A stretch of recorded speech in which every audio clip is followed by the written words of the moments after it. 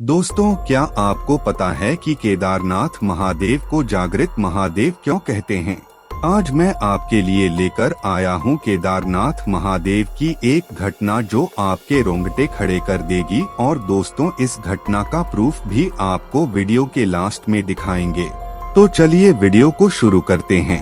और दोस्तों, इस घटना को जानने के लिए वीडियो को पूरा देखें और कमेंट में हर हर महादेव लिखकर इस चैनल को सब्सक्राइब करें। दोस्तों, ये घटना बहुत सालों पुरानी है, जब हमारे देश में कहीं आने जाने के लिए ज्यादा सुविधाएं नहीं हुआ करती थी। एक बार एक महादेव भक्त अपने गांव से केदारनाथ धाम की यात्रा पर निकला। केदारनाथ जाने के लिए पहले वाहन की सुविधा ये तो नहीं होती थी, तो अब महादेव भक्त अपने घर से पैदल ही निकल पड़ा। रास्ते में केदारनाथ का रास्ता पूछते पूछते आगे बढ़ता रहा और मन ही मन केदारनाथ महादेव का ध्यान करता रहा। चलते चलते उसको कई हफ्ते बीत गए और आखिरकार एक दिन वह केदारधाम पहुंच ही गया। सभी को ये पता है कि केदारनाथ में मंदिर के द्वार 6 महीने खुलते हैं और 6 महीने बंद रहते हैं। वो केदारनाथ उस समय पहुंचा जिस दिन मंदिर के द्वार बंद हो रहे थे। उस महादेव के भक्त ने पंडित जी को बताया कि वो बहुत दूर से कई हफ्तों की यात्रा करके आया है और मंदिर के पंडित जी से प्रार्थना की कृपा करके दरवाजे खोलकर हमारे प्रभु के दर्शन करवा दीजिए। लेकिन वहाँ का तो नियम है कि एक बार कपाट बंद तो बंद, नियम तो नियम होता है। वो महादेव के मंदिर की ओर देखकर बहुत रोया, बार बार भगवान शिव को याद किया कि प्रभु बस एक बार दर्शन करा दो। वह सभी से प्रार्थना करता रहा, लेकिन किसी ने भी नहीं सुनी। पंडित जी बोले, अब यहाँ 6 महीने बाद आना। 6 महीने बाद यहाँ के दरवाजे खुलेंगे। यहाँ 6 महीने बर्फ और ठंड पड़ती है। और सभी लोग वहाँ से चले गए। वो वहीं पर रोता रहा। रोते रोते रात होने लगी, चारों तरफ अंधेरा हो गया। लेकिन उसे विश्वास था आपने महादेव पर कि वो कृपा जरूर करेंगे। इतने दिनों से घर से निकला हुआ था। वो बहुत थक गया था और उसे बहुत भूख और प्यास भी लग रही थी। उसने किसी के आने की आहट सुनी। देखा कि एक सन्यासी बाबा उसकी ओर आ रहे हैं। वह सन्यासी बाबा उसके पास आए और पास में बैठ गए। बाबा ने उससे पूछा, बेटा कहाँ से आए हो? उसने पूरी बात बताई और बोला, मेरा आना यहाँ पर व्यर्थ हो गया। बाबा जी ने उसे समझाया और कुछ खाने को भी दिया। फिर बहुत देर तक बाबा उससे बात करते रहे। बाबा जी को उस पर दया आ गई।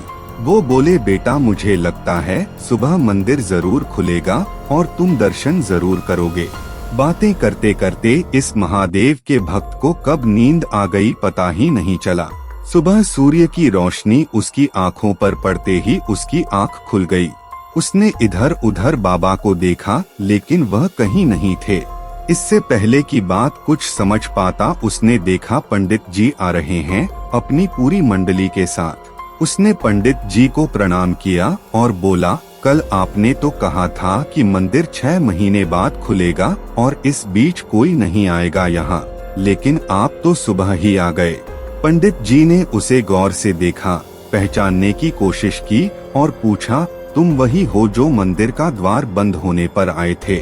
6 महीने होते ही वापस आ गए। उस आदमी ने आश्चर्य से कहा, नहीं, मैं कहीं नहीं गया।